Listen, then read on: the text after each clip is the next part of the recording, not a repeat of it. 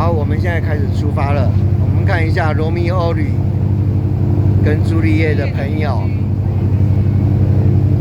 来，这个船已经开始出发了。现在是在摄影，所以老吕不用摆姿势，没有用。来，这里的规定是船开始出发之后就不能够任意走动。今天的雾比较浓，所以看不到那个，但是后面那艘船已经向我们开过来，我们还是看一下。来坐船的体验，不过遗憾就刚才讲过了，今天的雾太浓了，看不到两岸的风景。好了，看不到我就不拍了。